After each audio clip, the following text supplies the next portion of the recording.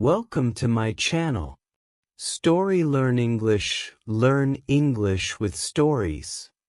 There was once a man who had 7 sons, and last he also had 1 daughter.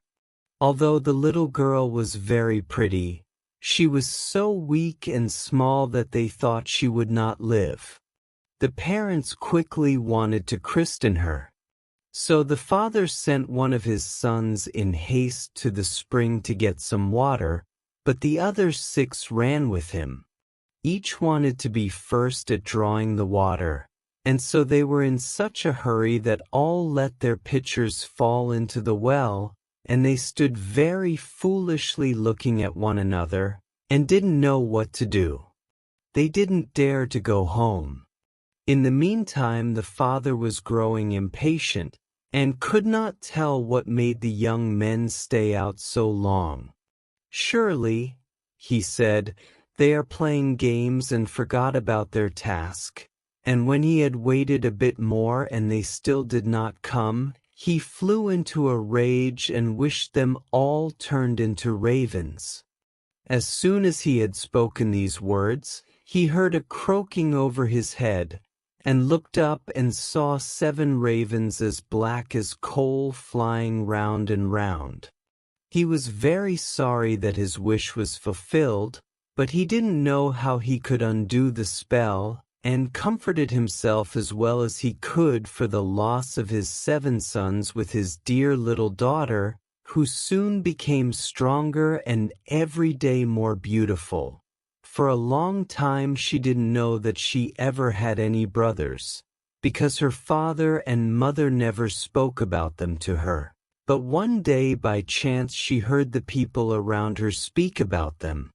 "Yes," they said, "she is beautiful indeed, but it's a pity that her brothers were turned into ravens because of her." She was very shocked and saddened by this news, and went to her father and mother, and asked if she had any brothers, and what had become of them. So they told her the truth, but said it wasn't her fault. But the little girl was sad about it every day, and decided that it was her job to bring her brothers back.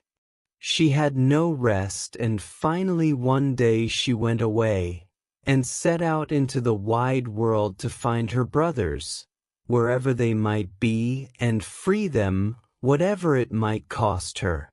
She took nothing with her except for a little ring which her father and mother had given her, a loaf of bread in case she would be hungry, a little pitcher of water in case she would be thirsty, and a little stool to rest on when she would be tired. She went on, and traveled until she came to the world's end. Then she came to the sun, but the sun looked much too hot and fiery, so she ran away quickly to the moon, but the moon was cold and chilly and said, "I smell flesh and blood." So she ran away in a hurry and came to the stars, and the stars were friendly and kind to her, and each star sat on his own little stool. But the morning star rose up and gave her a little piece of wood, and said, "If you don't have this little piece of wood, you can't unlock the castle that stands on the glass mountain, and there your brothers live." The little girl took the piece of wood, rolled it up in a little cloth, and went on again until she came to the glass mountain, and found the door shut. Then she looked for the little piece of wood, but when she unwrapped the cloth it wasn't there, and she saw she had lost the gift of the good stars. What could she do? She wanted to save her brothers, but had no key of the castle of the glass mountain, so this faithful little sister took a knife out of her pocket and cut off her little finger, that was just the size of the piece of wood she had lost, and put it in the door and opened it. As she went in, a little dwarf came up to her and said, "What are you looking for?" "I'm looking for my brothers, the 7 ravens," she answered. Then the dwarf said, "My masters are not at home, but you can wait for them. Please come in." The little dwarf was getting their dinner ready, and he brought their food on 7 little plates, and their drink in 7 little glasses, and set them on the table, and out of each little plate their sister ate a small piece, and out of each little glass she drank a small drop. Then she dropped the ring that she had brought with her into the last glass.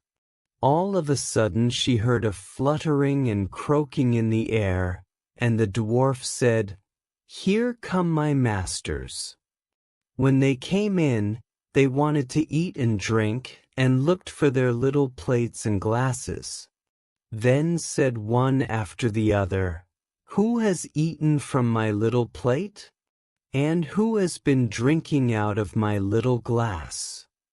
When the 7th came to the bottom of his glass and found the ring, he looked at it, and knew that it was his father's and mother's, and said, "Oh, I think it's our little sister. If she would be here, we can finally be freed." When the little girl heard this, she stood behind the door and listened.